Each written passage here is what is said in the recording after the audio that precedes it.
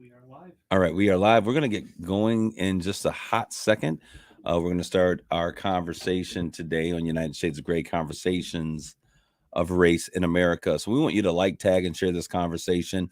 Today, we're going to be talking about the impact on mental health, those issues of mental health on dating and relationships, that whole piece.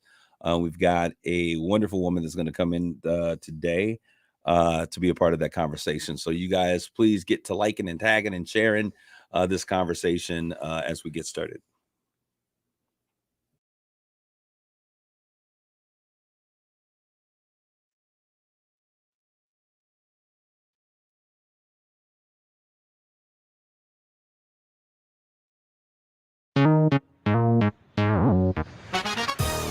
Welcome to United Shades of Gray, Conversations of Race in America on WSGW. Now, here is your host, Kareem Bowen. Good evening, ladies and gentlemen. Welcome to another edition of United Shades of Gray, the stars and stripes of the radio station. Conversations of Race in America. We are back with another 1 hour edition, and I'm sure this thing is going to fly by so quickly as it often does. Always does. We have with us in the series, you hear him, my sidekick, my main man, the Robin to my Batman, I can't think of any of the other puns. What else is out there? Aquaboy. Aquaman. I used to like Aquaman. All right. Mark Bassett, he's sitting there in the chair next to me. Mark, what's going on? Give a shout out. Hey, everybody. Good to be here again. So, Mark, what's going on? Mark got his ears clipped on today, and so I he's did. feeling a little fancy on this. I'm getting excited about tomorrow night, the Heart of Saginaw event. I think it'll be a fun event. All right. So here, those of you who are listening in the city of Saginaw, there's an event called the Heart of the City Award. And the two of us will be a part of what's taking place here. It is a great event. Many of the community leaders will be there. My guy Mark is going to be the keynote, and yours truly is up for an award, the Visionary Award. I don't know where what they just giving out awards to anybody, I guess, these days.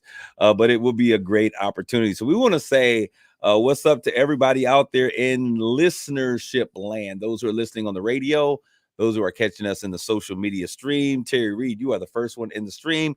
Greetings from the highway, bro. Don't know where you are. Give us a drop in the stream. Let us know where you're driving. I know you were in Tennessee somewhere. The last we had checked in on Where's Terry, but we don't know where you are now, but you're on the highway. But those of you who are listening us here in the city of Saginaw, WSGW, 100.5 FM and 790 AM on your AM dial, and then also WJOL 1340 AM in Joliet, Illinois, which is just outside Chicago. So welcome, Chi-Town. How you doing? So glad to be with you guys this afternoon. I want to give a shout out to my guy, John B, in the place to be. His name is Jonathan Dent. You didn't think I could get it right, did you, man? I'm impressed. You need to update your run of show. You still got Chandler's name on here, man. All right. Oh, yeah, you didn't see that. I'm reading it off the paper, right? Yeah. But I actually kind of caught that to memory, and I think it was because I was looking through some emails. I'm like, what is this guy's name? Jonathan is our new producer. Is this like your second or third show? Was it number third, I think. Your third show. He's the new producer that replaced the old guy, the other guy, Chandler P. Yeah, we went from Chandler P to John B. He's the new guy in here. He's doing an amazing job of bringing a quality show to the area. For those of you who are listening to us maybe for the first time in our new market, which is the Chi-Town Market, Joliet, we want you to just come and get involved in the conversation. Feel free to ask questions. Feel free to tap in and get involved with what it is that we're talking about. But we want to, so this show airs, actually, help me out with this, John, so make sure we get this right. So we're listening to a social media cast right now. We're broadcasting and recording this, but the actual time that this airs in Chicago is when? I'm not sure. I know that here in Saginaw, we air it on Sunday evenings at 7 or 8 o'clock, I think. So 7, if it's consistent, 7, then it would be 6 p.m. Their time, if you're so lucky, if they're keeping it consistently, yeah. Unless they got us coming on at 3 o'clock in the morning when nobody's listening. Could be. We'll know real soon. Joliet, let us know. Give us a shout out. Let us know what's happening in your neck of the woods. All right, so I want to talk about what we were listening to as we were coming in. We heard over the speakers, the crazed man outside the house of Justice Kavanaugh. What is going on? We just had another justice that was murdered. Him and his son. Is that correct?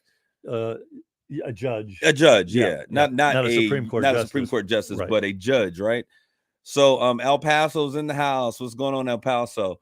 So what is going on with this situation? This guy has and I didn't catch his name, but I know that the target was Justice Kavanaugh, and he had purchased a Glock 17 for this sole purpose. Yeah, body armor. The interesting thing is he called in and turned himself in, is what, again, the article I read.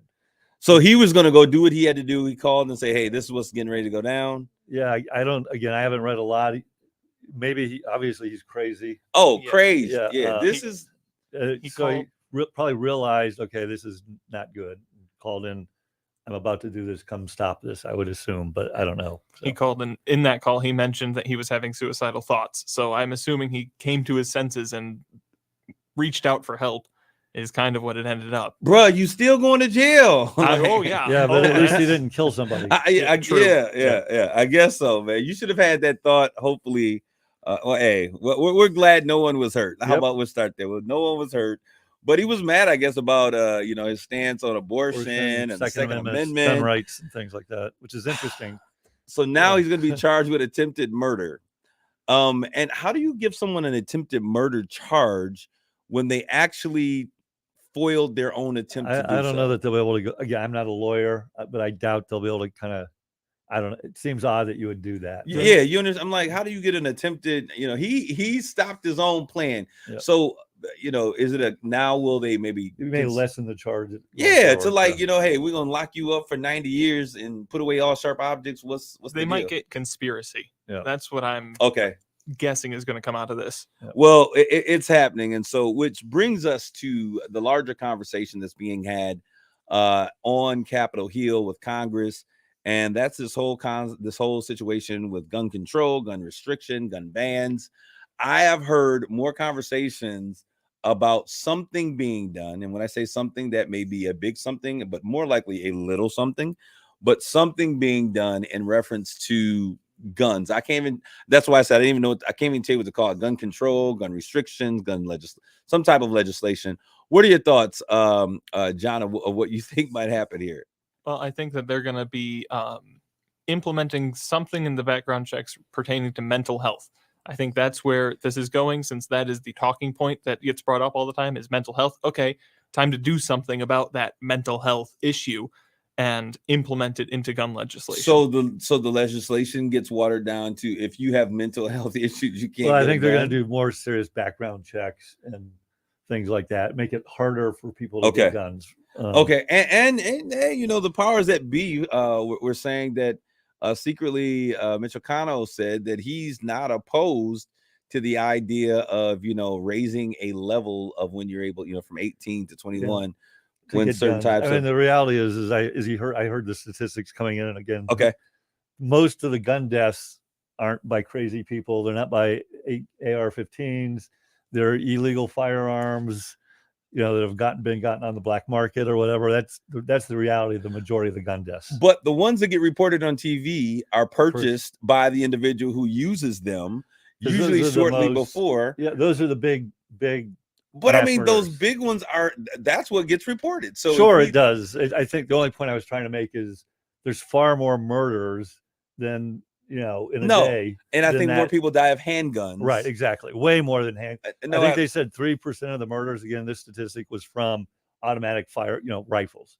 But the vast majority are handguns. But the issue then becomes, and I think there should be some restrictions on who's able to 100% agree have a firearm. It should be much harder to get a firearm. As someone I saw again, it says if you can't get a beer at 18, how can you get a hold of the programs and the opinions that are expressed on this station? How can you get a fire? How can you get an AR-15 at 18? Why are they a beer? This is my question, and if somebody can give me an intellectual response to this question, I'll stop asking it. But the question remains the same: why is there a need for any American citizen who has, America has what I would consider the best military in the world. Why would we have a need for a AR-15, any There's type no of need. military assault I rifle? have 2 sons that have them, and it's not a need, it's a want. They like to have It's them. a want, and they and like so to shoot them. And their thing would be like, and I don't like them, but they right. Like, I don't commit crimes with them. These are a personal hobby. Not till you get real mad and have a crime of passion and something takes place. Yeah, but you could use, their argument would be like, I can use anything. I could go get a big pistol with a lot of rounds in it and do the same thing. But it takes a lot longer to kill as many people. For sure. But again, so my thing is this, Mark, and I get it. We want what we want. So you should punish the vast majority of people that own AR-15. I don't think it's punishment. I think it's just kind of like a moral responsibility. Like, and I'm like, trust me. And I always say that I'm a gun owner. I am a gun owner. I enjoy my gun ownership. We shoot all of that stuff. I rent that stuff when I go to the gun ranges, and I leave it at the gun ranges. And I just think that I don't understand, in a country that is supposed to be a civilized nation, that we have the issue of guns that we have. There is a serious, and I'm not sure if a fascination with guns is not a mental health issue. But what's the reason for us allowing everyday citizens who have never been in the military? It would be different if the people that had, well, I'd be kind of concerned about that too, if the only persons who could have military assault rifles were people in the military after coming from a tour of duty. Not that you're, there's issues that exist there. I think we need to do a better job in that area. But why is there a need for American citizens having the best military in the world? Why is there a need for us to have military assault rifles? It's just a want, a right at this point. Like, now, I don't like guns. I don't own guns. They scare me. Do they really? They do. I don't even want to touch guns. But I get the, like, all these law-abiding citizens that have them. It's like, you're going to take them away from me because a handful of crazy people go out and kill people with them, and they could use a different device. They could make a bomb. They could plow into a big group of people with a car. They could go get a semi-automatic. We could do pistol. all of those things, right? But what are we doing? That's the question. Like, all of those are potentials and possibilities, and I think that we should, for sure, guns make it easy. Yeah, it's easier for sure. Yeah, so I think that we need to have. But this is kind of completely off the subject, but it goes. Were you going to say something, John? All right. I've been doing this rounds. For those of you listening, shout out to Microsoft. I'm doing. We got Microsoft Man Code coming up, and Microsoft Man Code is basically when we create an atmosphere and an opportunity for those who are underserved in the community, usually brown and black students who don't have access or awareness of the technologies that exist. So Microsoft does this huge national campaign called Microsoft Man Code. So I've been working with them and getting students together. We're almost at 100 students that are going all the way to Detroit from the city of Saginaw. And I think I was thinking like 50 would be really good. And we're pushing way past that. But the story is, it's about guns. I was getting ready to go into one of the schools, and I always have my firearm close. I don't necessarily always have it. So you have a concealed carry? Yes. Oh, interesting. Yes, I do. And I've had one since I was working for the state government. We got initially licensed with the state of Michigan, went through their training.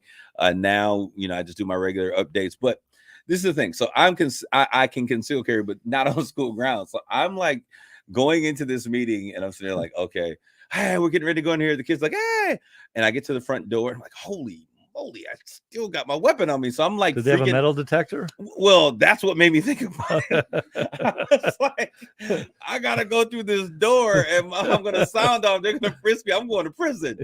And so I had to stop, and I had to park my car like on the street off of the premises of the school, and check my gun safely, dislodge the casings.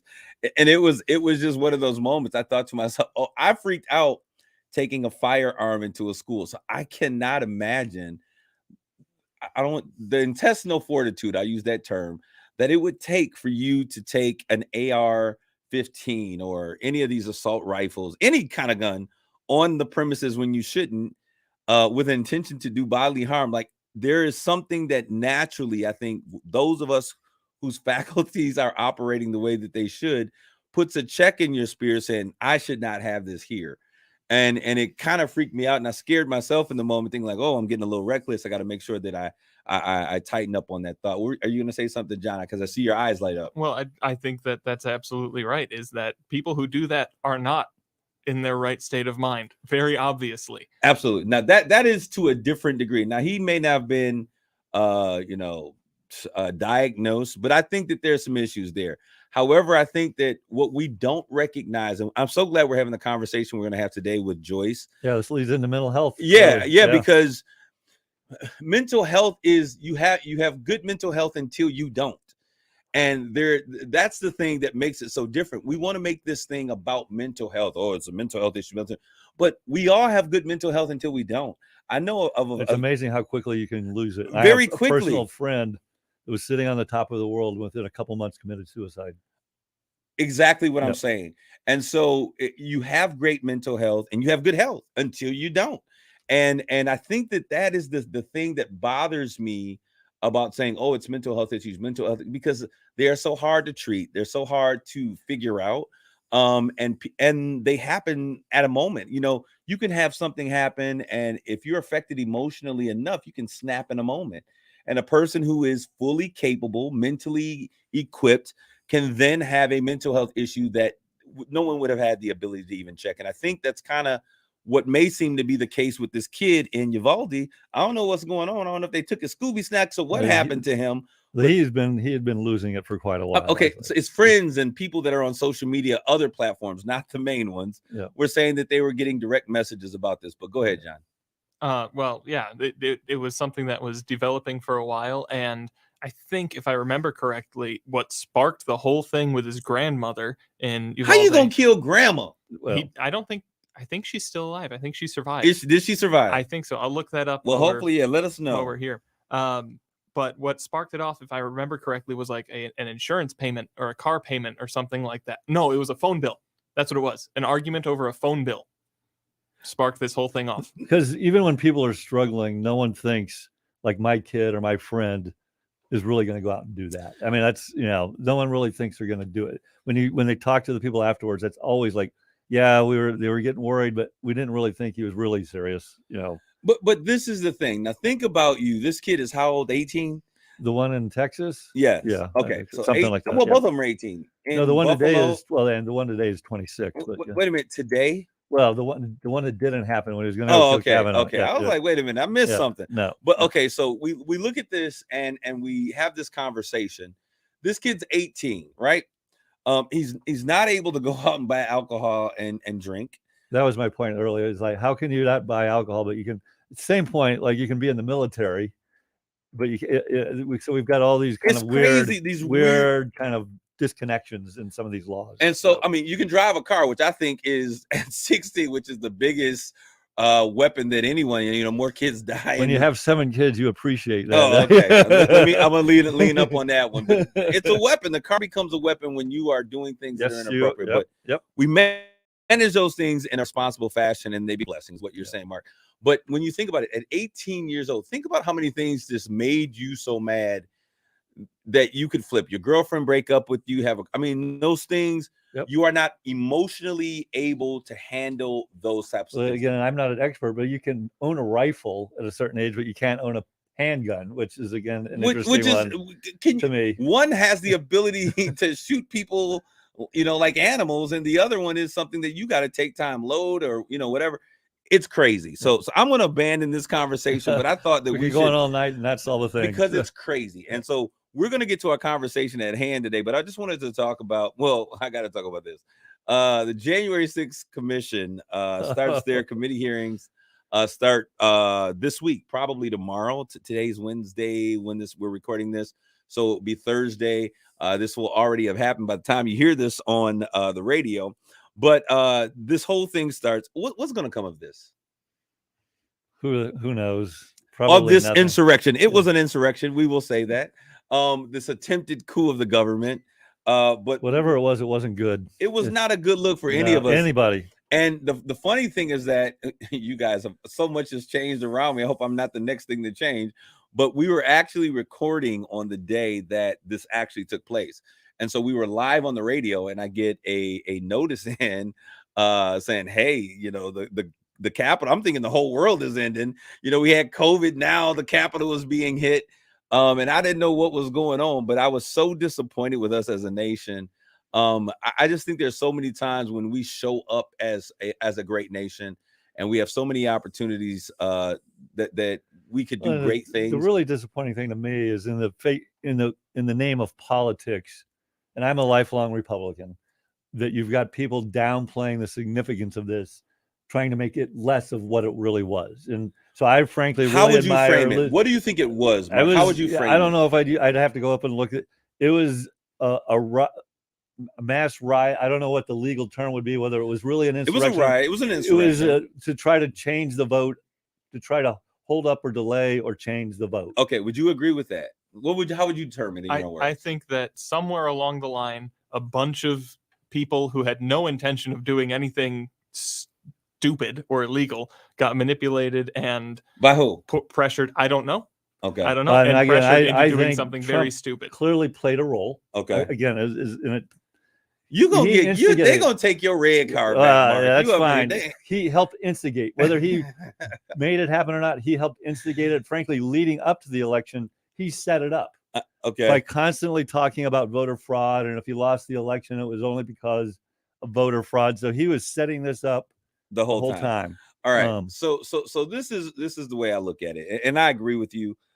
We saw things happen in our country that we had never been a party to. We've seen things. This is something of that nature, and I agree with you, Mark. It's a situation in which the commander-in-chief, or the former at that time, was playing this thing up. He was actually in office at the time. He was playing this thing up just in case, because he hates losing. And if you've ever seen him in any other capacity, he hates losing, and he'll tell you that. And he spoke from the beginning, even when he was campaigning, to the lesser self of America, the lesser person. To the lowest common denominator. There you go. Lowest common denominator. And he stirred up feelings of America, and he put the idea of them and us, they and us, you know, them, they're out to get your jobs, they're out to take over, they're gonna make you the minority, they're gonna make you slaves, they're gonna reverse slavery, they want your rights, they want your freedoms. And he stoked this fear, which spoke to many people who have this fear in our nation, in which we thought that we had come much further than what I believed that we were. And this is, you know, I think white America really wants to believe that we are a lot further away from 1950 than we actually are. And I think that we have come some distances, and there have been some successes. And I don't think all of America feels this way, but I think that there is a large swath of America that is very fearful of what they're seeing. About 30%, it would seem like, because that's his base. Yeah, about 30% of the population.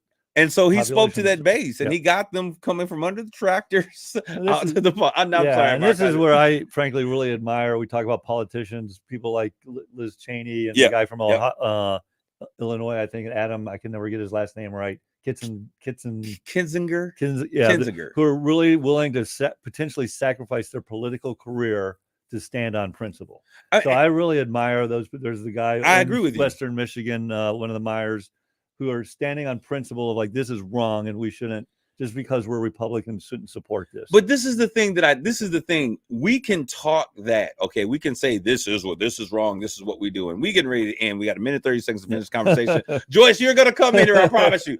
But we can say that, but there has to be an accompanying action. There does. There has to be saying, no, we won't do that. The vote. So I will not vote for anybody that Donald Trump endorses. But I'm talking about those that are in Congress, because we've seen, what was the lady's name up in Alaska? I can't think of her name. She continually says, we don't agree with this. I don't think this is right. But then she votes with whatever they say, with this crazy stuff that's going on. And no one has shown that they have the intestinal fortitude. I was going to say the B word. I'm hopeful, kind of as this round of primaries plays out, that his kind of quote unquote control is starting to lessen. All right, I'm hopeful. I just want to give a shout out to everybody that's out there, both here in the city of Saginaw. June 17th, 18th, and 19th are coming up.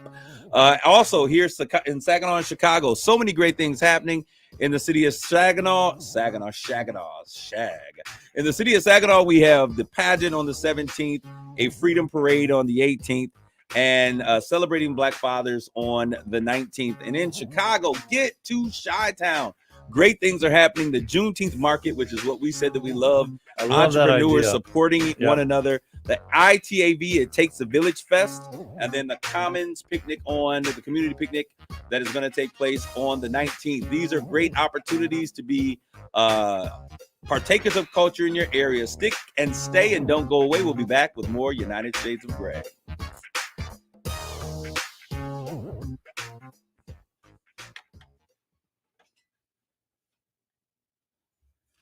All right, those of you who are in the social media stream, I want to thank you guys for tuning in. We're going to get right into this conversation that has been planned for you this evening. Joyce Graham will be with us, and we're going to talk about, the impact of mental health. And we, initially we said the impact of mental health on dating, but the impact of mental health in every area of our lives. She's written a book, Mental Health Issues in the 21st Century Church. Mark, you're a man of faith. I am a man of faith.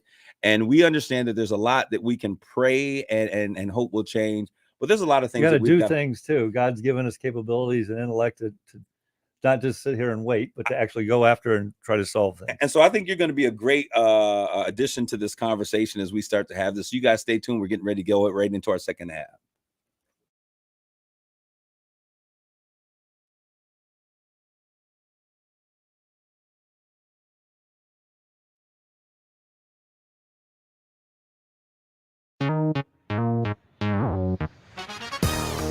You're listening to United Shades of Gray on WSGW.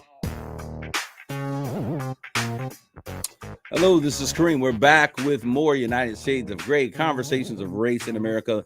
Thank you guys for tuning in here in the city of Saginaw, Michigan. Where in the world is Saginaw, Michigan? If you are a Michigander and you open up your hand and you put your thumb in it, it's almost at the place where the thumb and the rest of the hand join. And then also Joliet, Illinois, which is right on the southwest side of Chicago, not far, about 40 miles away from the city of Chicago. So we are saying welcome, welcome, welcome. I want to bring into the conversation a lady that I've come to know and to admire. I really appreciate her. She has 2 books that I have that I've read concerning hers, but she has about 6 books that she's written total. She has traveled and done workshops all over the country. So I'd love to bring into our conversation Joyce Graham. Joyce, are you there? Yes, I am. I am here. And thank you for sitting through our banter as we get through the first half of our show today. I was clearing my throat because I actually wanted to chime in. I kept clearing my throat, and you guys were all involved in your conversation, and I wanted to be included. We're not great listeners over here. I'm sorry about that.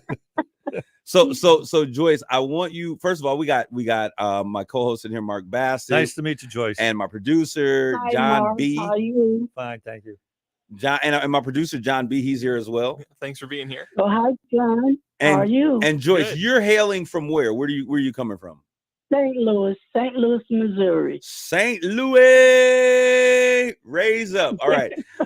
So you said that you wanted to get into, when we were talking, I was like, maybe we should bring Joyce into this because she would know. She knows more than we do, probably. Hear me. I kept clearing my throat.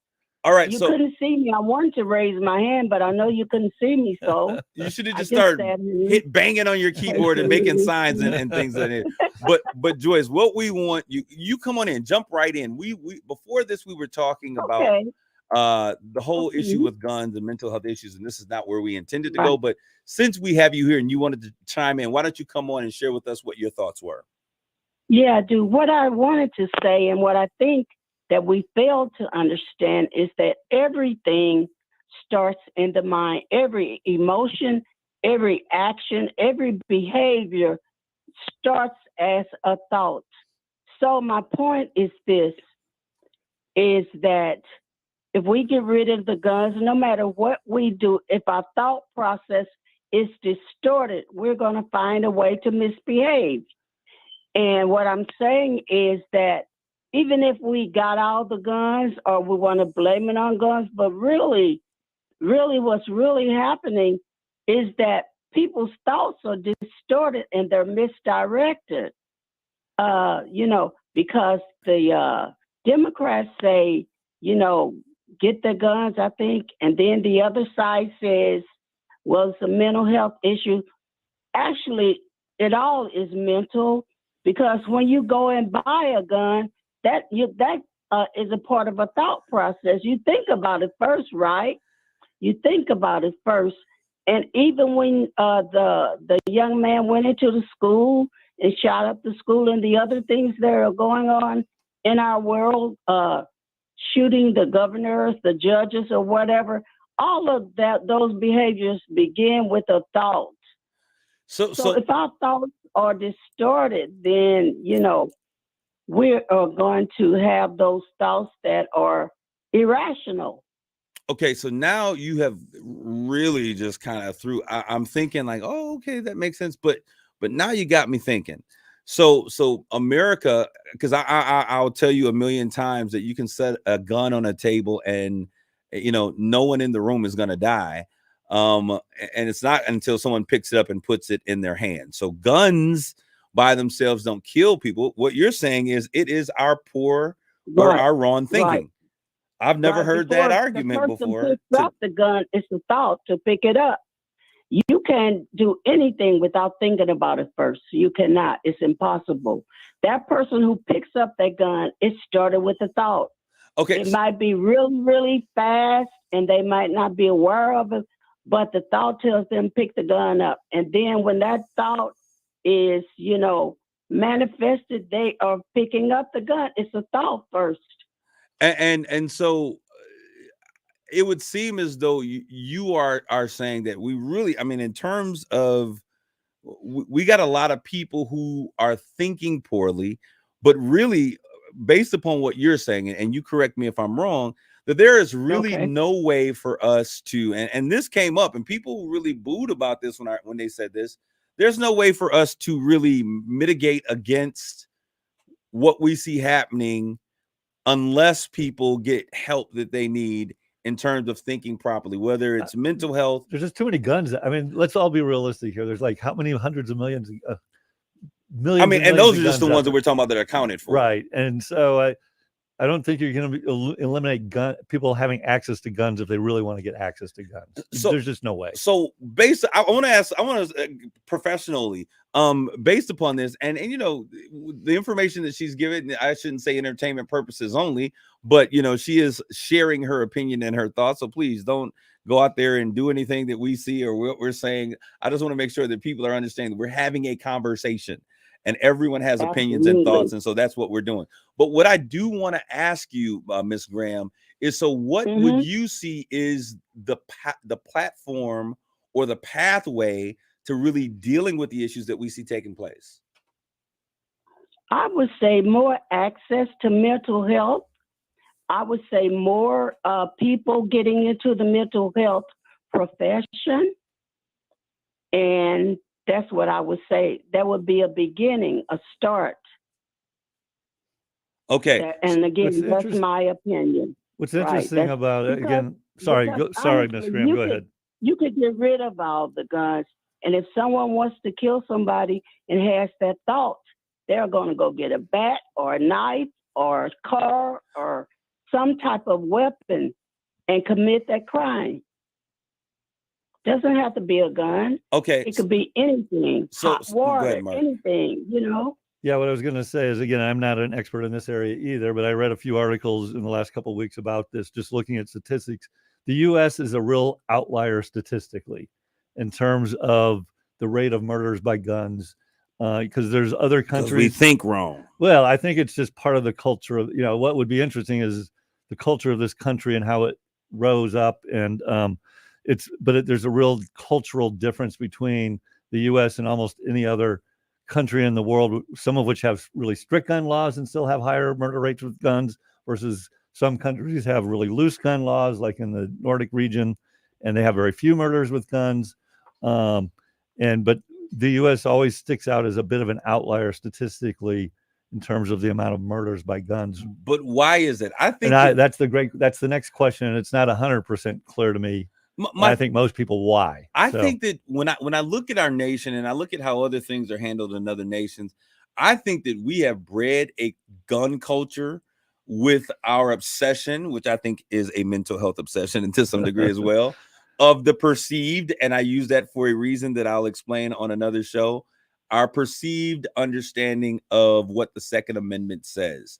And what I mean by that is that we all truly think, and we have perceived and made it a part of common practice that the Second Amendment means that everybody gets to have any kind of gun you want, whenever you want, how you want it, no, risk, control. That's not what the Second Amendment means. And so that's a whole nother conversation. I'm going to bring some attorneys in and we're going to talk about what the Second Amendment actually means, because I think we have a fascination with the Second Amendment because we have a culture that has embraced this understanding of violence. But there are other countries where a lot of people have guns and they have access to guns. And again, if you somewhat agree with what Ms. Graham has already said, it's not the access to guns, it's the thoughts and the carrying It's the out culture. It's the culture. And I don't know that it's, again, because the vast majority of people that tout the Second Amendment aren't out killing people. Frankly, most of the people killing people are actual criminals for the most part, killing other criminals. Those are actually the vast majority of murders. Okay. And if you look at those statistics, the U.S. has a lot of gun crime, yes. But if you look at violent crime overall, it goes back to what Ms. Graham was saying of violent crime is up in other countries that have strict gun control laws and things. You look at the UK and their knife problem, or Australia, and they're having broader violent crime problems. Which would you rather deal with, a gun pointed at you or a knife pointed at you? But let's get back to, let's be realistic here. Are you going to get rid of all the guns in this country? I don't think I don't think you even can. I mean, come on. Wesley Snipes so I'm about, alone probably has about 100 million guns in this. Can you really, I know there's enough blame to go around, but can you really blame this on a culture or a country or a nation? It comes down to the individual and their thought process. When we get done discussing this, it's an individual and it's their own individual thought process. Dr. Graham, so when I asked this question, and I agree with what you're saying, this is individual, but I think that individuals are impacted by their environment. A part of us being, I agree, emotionally well, it has a lot to do with the environment and the factors that exist in our environment. And I think early in our nation, I do agree, we have games that teach kids, and what's the name of that game that you shoot people, you steal their cars? All of them, aren't they? I mean, this is what they're all doing. That's Mortal the one. Kombat, Halo, they're all about we have these guns where just name one. But this is what, and so these are things that we are allowing. If we would go back when our culture was a little different in terms of what we allowed young people to see, it's a lot different. But we have allowed them to see things that are much more vivid in their imagination. So we're searing, I think, they're conscious to things that would be normal. So I think that is a culture for you, because that doesn't get back to Second Amendment rights. That really gets to content you allow minors to view. No, and so I wasn't necessarily talking about the Second Amendment. I'm talking about the culture that we have. When I think about how our nation was created, let's look at this. What is our national anthem? It's a song of war. It's a Star-Spangled Banner. We sing it with pride, but we're talking about bombs bursting in the air. It's not, America the Beautiful. That's not what our national anthem is. And so there are so many things and ways that we've seen the government handle situations. We're not even talking about the group in Philadelphia. There was a group in Philadelphia that was considered militant, that the way the government handled them, because they were speaking the truth about things that were going on in the government, is that they bombed the whole entire village. So our government has created, to a great degree, a way that I feel is very violent in how we handle certain things. And then we have, a nation that also has, and like I told you, my family is law enforcement and military all the way around, career folk, my brothers, my uncles, cousins. But then we also have this culture that we have where we police our communities. And that term was used intentionally. We're policing communities and creating these hostile environments. Our nation and the way that we have set up government has created certain dynamics. We allow certain things to filter into young minds that I think are they add to this gun culture, this violent culture, this hostile culture that creates the things that we're seeing. So, doctor, tell me I'm wrong. Go ahead and I'll accept it. No, I understand, and you're correct but it still comes down to an individual accepting whatever the culture dictates. That's what I'm saying. It still comes down to the individual. Okay, so we're sitting here talking about guns. What happened to relationships? We're way away. This is what often happens. I want to talk about Joyce Graham has written an amazing book, Mental Health Issues. Y'all, let's woosah, bring it back in. Mental health issues in the 21st century church. I get a little charged up about those things. But when we look at this, Joyce, when you wrote this book, what was your reason for writing this? And then was this a cathartic process at the end after you dropped the pen and put the last period? Share with us why you wrote this and how you felt at the completion of this book. Okay. The book, I think, was in the process long before I wrote it, because it's what I lived and what I experienced. And the book is based on my own personal mental health struggles, and then what I also observed in and out of the church, what I observed in my practice, what I observed in my family, with my friends, just by observing other people who were struggling. And now that I could put a label on some things, I know now what it was. It was a mental health disorder. Okay. From me on down, I'm not excluding myself from that, because I did experience some mental health issues as well. And I said, well, if I'm having mental struggles, mental health issues, maybe someone else is. And I said, maybe I can help them, because I've worked through some of mine. And that is why I wrote the book. I wanted to reach out and help. First of all, I really wanted to kind of,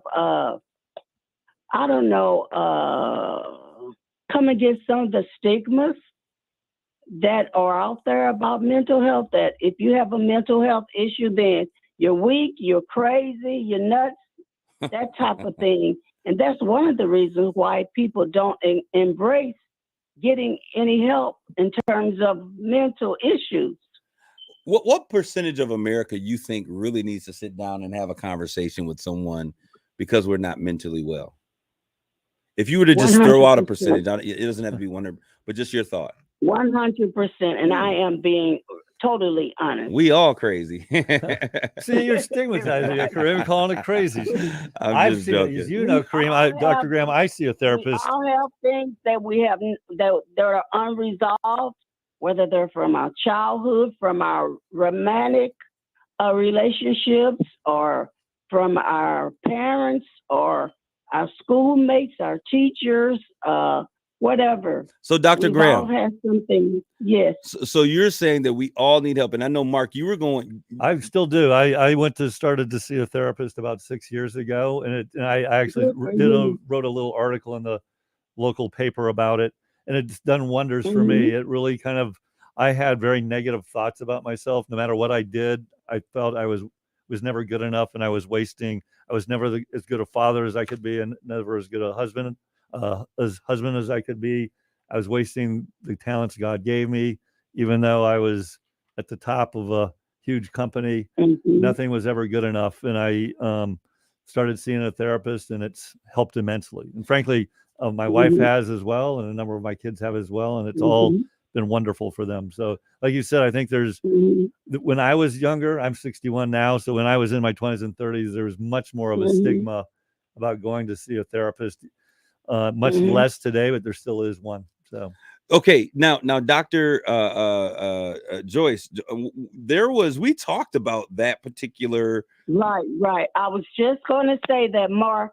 You don't have to tell me what your diagnosis was, but you don't have to confirm it or discredit it. But as you were talking, Kareem and I was trying to define and describe what imposter syndrome was, and that what you just described, that is what it is. Yeah. You never feel like you're measuring up, and people are steady telling you, you're doing a good job, you're a good husband, you're a good father, but somewhere inside of you, you just don't feel like you measure up no matter what you do.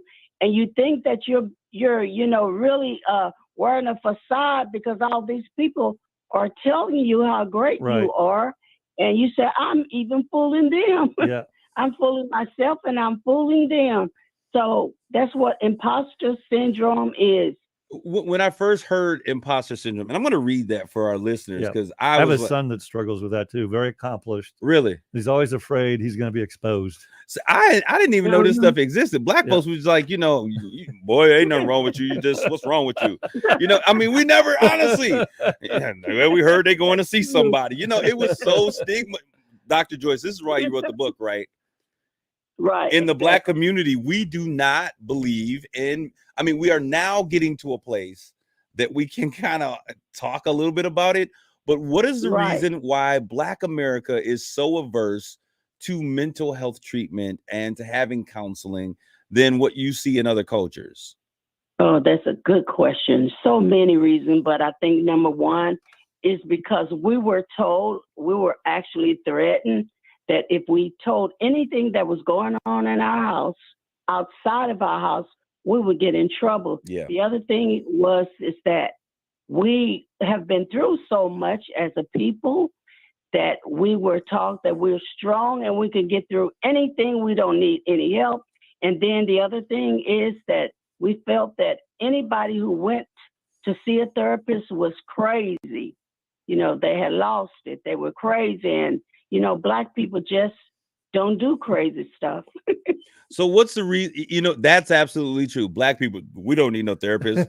We go to pray at church. But what should a person do if they don't feel themselves? Because oftentimes, we're talking about situations that are diagnosed or that are confirmed or that become a little bit more obvious. But how should a person begin to manage what they're feeling and what they're thinking and to get to a place like maybe I need to talk to somebody? Well, I think you should do a lot of self-reflecting and kind of examine your behavior. And if something seems a little bit off to you or, something that concerns you, then yes, first I would suggest that you talk to someone and see what their take is and just be someone you can trust and be honest and open with. And see what they say, because usually, people have seen it long before you have sometimes. I kind of think if you need help because you're struggling. The reality is you're struggling. How did you determine, Mark? Oh, I knew for a long time that this is not how you go through life. That everyone in the world thinks you're the greatest thing since sliced bread, and you think you're an abject failure, and you're going home in tears. That there's something wrong, and you know it. And, so at some point you got to just go like, I need to get help. Right? What's that? Yeah. So you reflected. Yes. You did self-reflection. Yeah. Yeah. So that's how it starts. Exactly. And so I think, if if you're not doing well mentally, it's no different than if you have an upset stomach for a few weeks, you eventually you go see a doctor.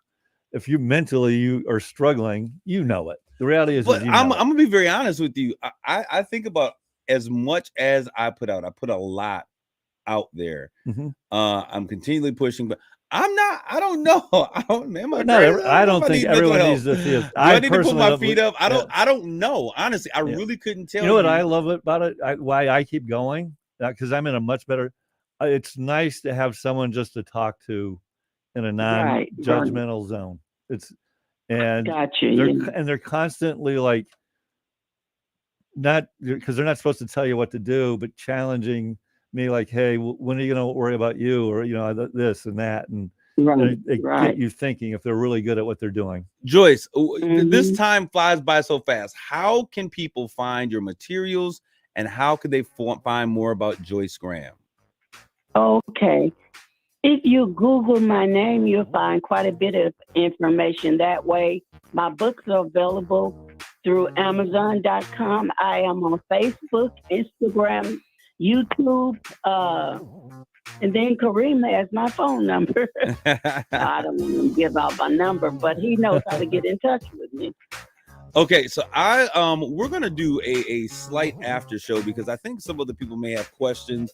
I know I got a couple. Cut more. This discussion a little short. I know we did. I think this is an important discussion because there's a lot of people out there hurting that could really be helped by getting some help. Absolutely, and so I want to give us that time. I know I have a couple of questions that I want to ask because I'll be very honest with you. I really need to know if there is a need to speak to someone. I feel like I'm okay.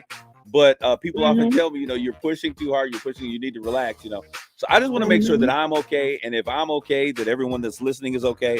So if you're in Saginaw or Joliet or Chicago or Flint or wherever you are, we're going to roll up the conversation in terms of what's happening on the radio waves, but we're going to continue in our social media stream. So those of you who are listening, please like, tag, and share, add friends to this so that we can all make sure that we are healthy together. This is Kareem Bowen signing off. Grace and peace.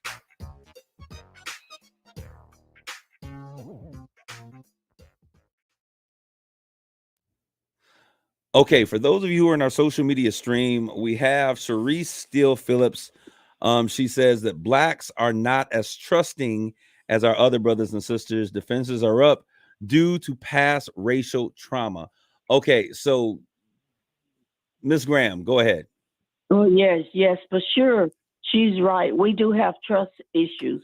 We have huge trust issues because when you think about it, and what comes to my mind immediately are those experiments that were done on our Black men. And also, do you remember the story about the young lady whose eggs were harvested? Absolutely. I believe, and then children being born years after she had passed away, things like that. Yeah. And then we were always treated less than, and even when we worked in the field and picking cotton, we were cheated, not giving our, the right wages.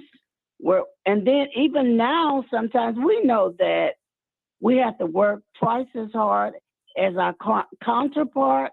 So yes, huge trust issues. She is right. Okay, Ms. Graham, I want to ask. I want to talk about that last piece you said. All of that other stuff, I think has its place in people. It'll fall on the ears where people are. But you said something that I want to ask. Is this really, how does this play out mentally, emotionally for young people? I heard what you just said. Probably, if I could have $1 for it, I might be, a millionaire. That as a young man growing up, that I have to work twice as hard to be equal to or to really excel as my white counterparts. Now, that's a lot of emotional baggage to place on a 12, 13, 14, 15-year-old. When we say things like that, are we really putting a negative, are we impacting our young people in a negative way by doing so? Just talk a little bit about that, because I heard that so many times. And whenever I was in a space, I felt like I have to achieve twice as hard. So let's talk about that. I don't think so, Kareem. You know why? Because I feel like that we need to prepare our young men and young ladies for reality. Okay. And that is the reality. Just the same as when I set my son down, when he started driving, I told him, I gave him the talk. When you are stopped by police, keep your hands in clear view. Don't reach for anything suddenly. Don't open the door. Don't talk back. And don't, do anything unless you are asked. I prepared my son because I wanted him to come home to me alive. So that was reality. Was it putting an extra burden on him? Yes. would I have had to have the same conversation with a white son? I don't believe so. Okay, you know what's interesting? I never had that conversation. We didn't know what's interesting about that is, Mark, when my mom was on the show and we were talking, she shared the same thing. Yep. So, and that was unsolicited, Joyce. I thank you for sharing that, because when I have these conversations, I think that white America sometimes thinks that and I don't know if they think, I don't want to put any thoughts, but I want to just say that sometimes I think that they're taken aback that those are real conversations that Black moms are having with their Black sons, and this is not just something that's recent. This isn't with these cries for, police reform. This is something that even I, as a young man, I'm in my 40s, that I experienced growing up in the, late 70s, 80s. I remember these conversations. What does that do when we talk about, okay, you got to be twice as hard. Okay, when you're driving, you got to keep your hands on the steering wheel. Police pull you over. This is a lot to deal with. So these are some real reasons why Black men would need to go and have conversations with therapists. To me, it seems that way. Yes, absolutely. Because what I want as a mom, and I'm sure what your mother wanted for you, Kareem, is balance. And, we didn't mean to tip the scales, but we were just being real. And we were preparing you for what's out there, So yes, it puts extra burden on you, but it keeps you alive too. Yeah, no, it has. But I think about it, I grew up with, in my mind, and an adversarial relationship with police officers, because I didn't want to be killed. And I had never had, I had never been pulled out of a car. We saw Rodney King in the 80s or 90s or whenever that happened. And I've had my run-ins, I've been pulled over, all of those things. But I just think about the trauma. To me, that's traumatic. And then to go to a place and to have those feelings and then to have to rely on a police officer to do what their car says on the side, which is to protect and serve, right. There is a lot of emotional baggage to unpack there. How do we begin? How do we begin to make sure that our young men in our communities are okay? What are signs that we need to look for? I know with my son, because he wasn't reacting to what I actually told him. He was reacting to the news and what he saw, because we live in the neighborhood where the Michael Brown incident happened, so he was able to observe these things as well. So it required really he and I sitting down talking, or him talking to other young Black men who were going through the same thing. Conversation is what I guess I'm saying. Having that conversation with, whether you're talking to your mom or your boys or a therapist. And actually, my son did go and see a therapist, because when he was a young man, younger, he had an idealistic view of the world, and he was brought up in the church. So he felt that, everything was fine. And if mom said this, it's got to be this way. And I guess I protected him a little bit and tried to keep him from experiencing some of the things that, you just naturally encounter as a young Black man. So, yeah, he actually did go to therapy. He ended up going to therapy because I think at some point, all young Black men should go and actually, talk about how they perceive their world, and have someone kind of explore with them the things that they've encountered. Okay, I want to shift the conversation just a little bit. Were you going to say something, John? Well, I had a question. Okay, go ahead. Genuine curiosity. When we're talking about mental health a lot, as a white person, there's a lot of conversation about support structure and the people around you and trusting them enough to open up to them and all that. And I was just wondering, I know how that goes as a white person. I know what I can expect from the people around me. How is that how is that kind of thing received in the Black community? Genuine curiosity, because it is a different culture and a different perception of other people, I think. Okay, could you? I'm going to ask you to repeat what you said, because I really thought you were going to go somewhere completely different. Okay. So just clarify what you're saying. Well, like I know that if I were having a problem with something and I talked to my parents about it, they would be open, they would be receptive, and they would give me good advice. If I talked to a friend, a neighbor, anybody who I trusted and we had a good relationship, they would be same kind of thing. Is there a difference in that manner of things? Because based on the comments and the different conversations that were happening, it seems like there's a difference there in what you can expect to happen if you open up to someone that you trust. I'll say this first, and then Joyce, I guess if you want to respond, I think that's fine. I came from a very tight knit family, so my family was very tight knit. But as Joyce's book, Growing Up in 21st Century Church, we were a very religious family. My grandfather was a pastor. We were PK kids, sitting on the church 24 hours, 2 weeks revivals, all of that stuff. And I'll tell you that in a Pentecostal church, I grew up Church of God in Christ, which is a Pentecostal church. If there was something wrong, you prayed it out. And so a lot of times there were things that we weren't talking about, because we knew that if we talked about it, it was going to be talked across the pulpit of the platform of the pulpit of the church. We were going to get called up to the front. They were going to lay hands on us until we were oily like pigs or like fried chicken. A little bit of hen action. And and so that was the response. So there was a lot that we didn't share. I think because many of us felt violated by and I try not to do this myself. But we talk about the things that are common to us. And I think my particular was, I see a lot of people that didn't want to address things because they didn't want to get called up to the church to get, prayed for, or to be, talked about in a church setting. And so Dr. Grimm, I think there was a lot that we didn't talk about and we're afraid to talk about, because in the church, you prayed everything out. Yeah. When I was growing up, again, I'm 61. He's a good old Catholic. You didn't talk about those kind of things. There was a huge stigma about getting, so you just didn't talk about it. Usually you just tried to manage it yourself. I think, kind of back to your earlier question about what are signs. I think if you're like, we had 7 kids, so we couldn't spend a lot of individual time with kids, but we had 2 kids where it was clear they were struggling, and we talked to them about getting counseling. They were open to getting counseling.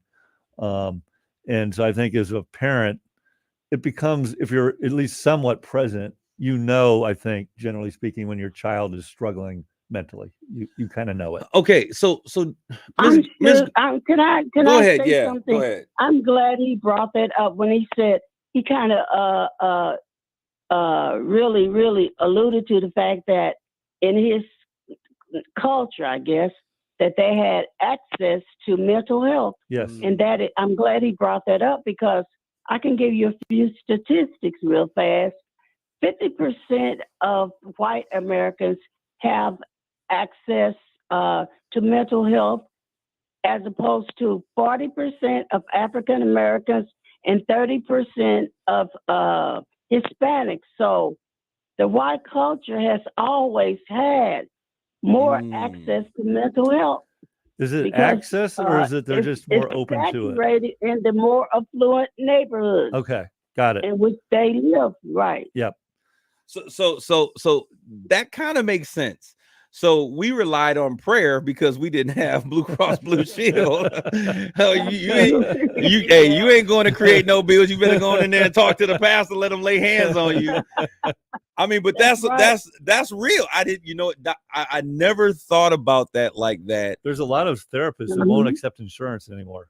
And so that makes a big, a disparity because of financial. It's a financial issue as well. So I know growing up, I had cousins who had teeth that were bad. They were like, you better go in there and put an aspirin on that teeth to stop from hurting, because we're not getting a bill. And oftentimes, so I guess that what you said was so powerful, because oftentimes we make the decision, and it's a financial decision.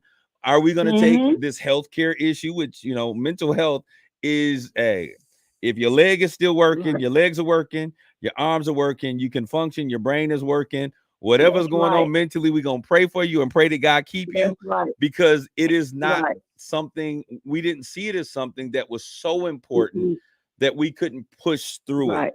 Not understanding that And if my our mind would was not always in, say, right. And my mom would always say, ever since I was That's able good. to remember, well, you're not dead yet. So as long as you're breathing and living, you're fine.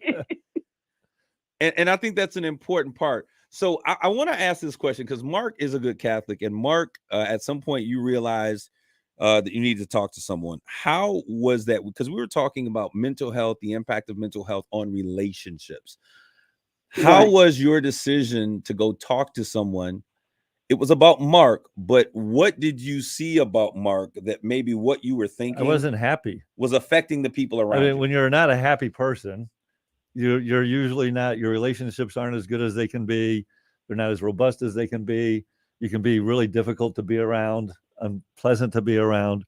And when you're like in my situation, married for 30 some odd years, 7 somewhat successful to successful kids, making good money, professionally successful, why are you so miserable? That's just not healthy. And it impacts everything around you, from your personal relationships with your wife and your kids to your friends. And that's just not a good, going through life miserable is not a great way to go. Wow. Right. That's important. No happy and hurting. Not happy and hurting. Thank you so much, Jenny. There was a question that was asked from El Paso, Texas, from Millicent Bowen. Hey, Millicent Bowen, we got the same last name. Could you recommend how to find a good therapist? What should one use as tools to find a good therapist? Okay. What I suggest is that I hate to say this, but it's really the best way is to go on social media, Google the mental health institutions in your area, close to you, near you, and read the reviews. That's really the first step. Or if you know someone who has seen a therapist, ask them how that was for them and get a referral. You could also ask your primary doctor if he has a referral. And one of my adult children has gone to, wanted to go to therapy. And frankly, again, they did something similar, look for referrals, and they would go to a therapist, and it's a very personal relationship. And so the person could be a great therapist, but the chemistry just isn't there. And so they ended up kind of seeing 2 or 3 different therapists before they found one that they really clicked with. So that's important to have a rapport with your therapist. I mean, you're not going to always see eye to eye because they're going to tell you some things you don't want to hear. But one who is honest and who, really cares about your mental health, you'll know it. And then, because you're not going to click with everybody, but there should be, some connection in terms of how you relate to them and how they relate to you. Okay, so how do we, if therapy is so stigmatized, and I know so many people that are around me that I'm like, I'm not going to no therapist. I don't need, especially black men. You can't get a black man to go to a doctor, let alone get him to go talk to a head doctor, as we would call it. How can we encourage those that we're loved if we're concerned about their mental health to maybe going into, what are some tools, if you could share with the listeners, what are some tools that we can utilize? Like, hey, maybe you need to just kind of see someone. How can we go about that? There are a lot of ways to encourage someone to go and see a mental health therapist or professional. And especially if you know, and if you see that they really, really need or struggling and they really need help, the first thing is support.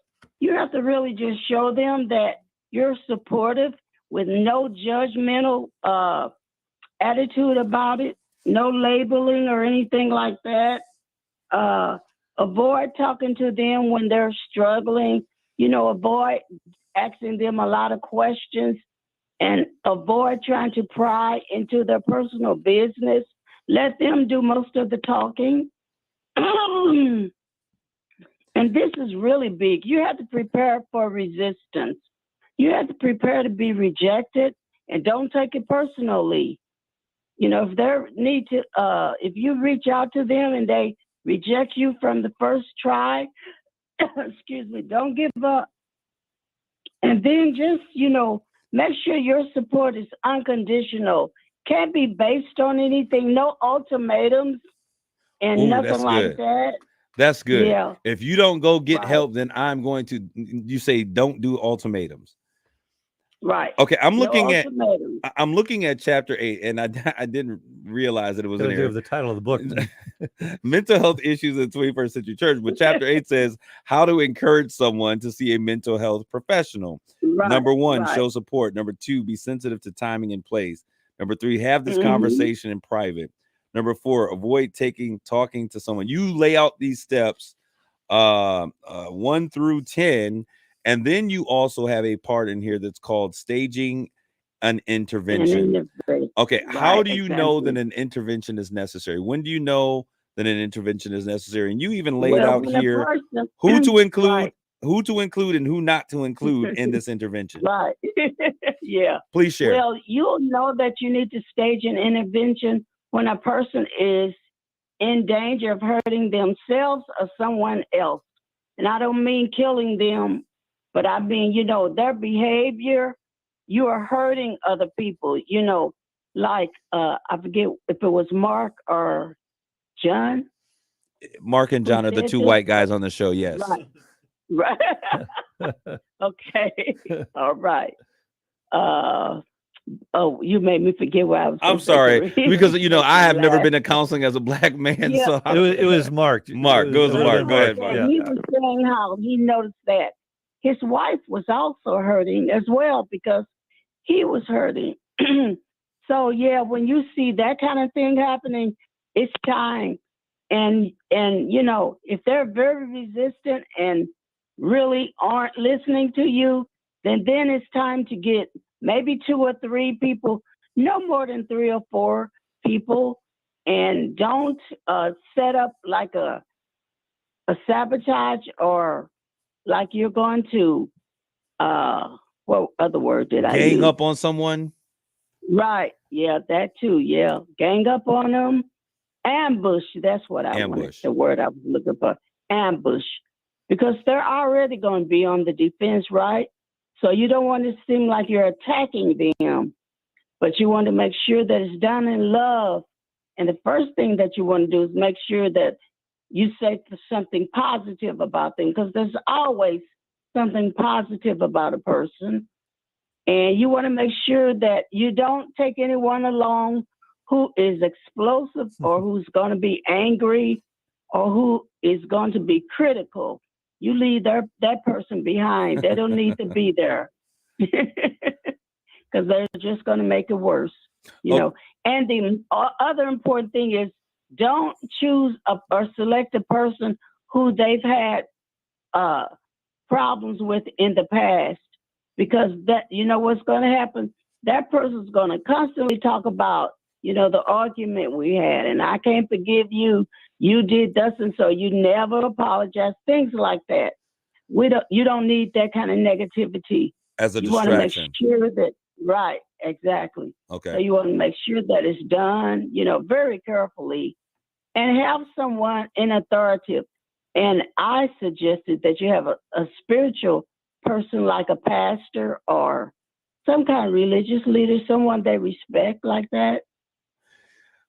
Okay, how do you handle that? Because right, Joyce, I think that we are in a culture, and Mark, you let me know if your thoughts are that the respect for religious leadership is not what it used to be, say 20, 25 years ago. I think it just depends on the person. I mean, certain people respect their pastor or their priest, other people don't. But I think her point is, that's an example, but someone who they look up to as an authority figure or a mentor or a community leader, someone that they respect and admire, to give them advice of like, hey, look at Mark over here sounding all educated. No, but I certainly thank you for your time today, Joyce. I don't know, Mark, John, did you guys have any additional questions that you were interested in asking? No, I thought this was a great conversation. I mean, if anybody's listening and don't be scared. I mean, I've done it. It's been nothing but great for me. There's nothing to be ashamed of. There's nothing to be afraid of. So, and Mark, your conversations and you being so open about it, I don't think that I would have ever been necessarily open to going to therapy, but having you, as a buddy and having this conversation, you being open about it makes me more open about it. I know that we definitely need to talk about these things. What's the harm?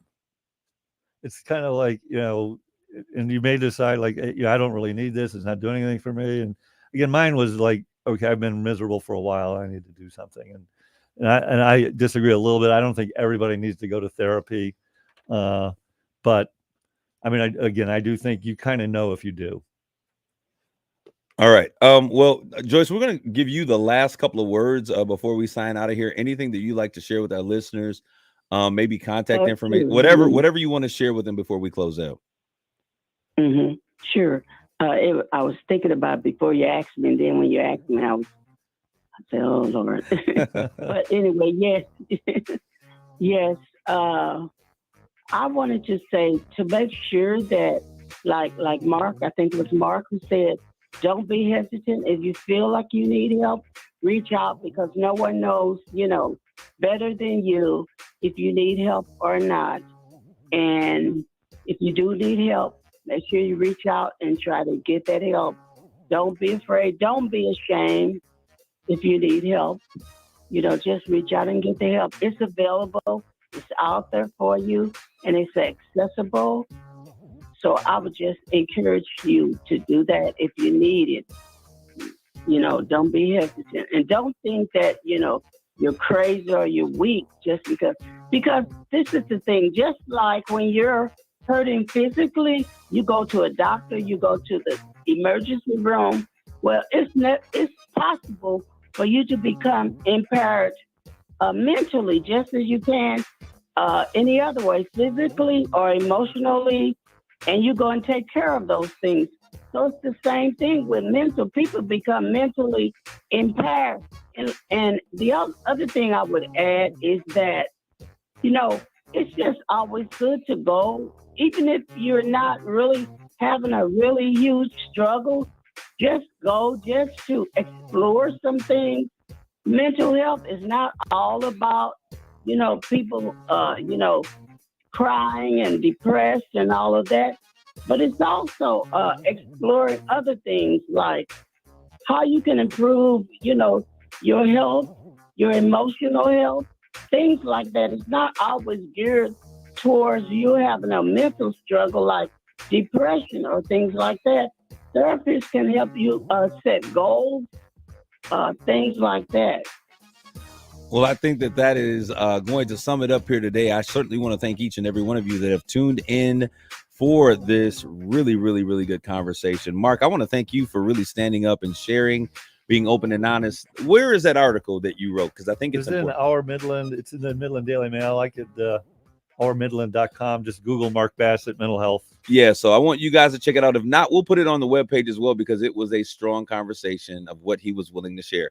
We're going to tune out here today. As we always say in closing, we long for a day when it's no longer red states and blue states. It's no longer black or white, but it's a time when we are truly united shades of gray. Thank you all. Grace and peace.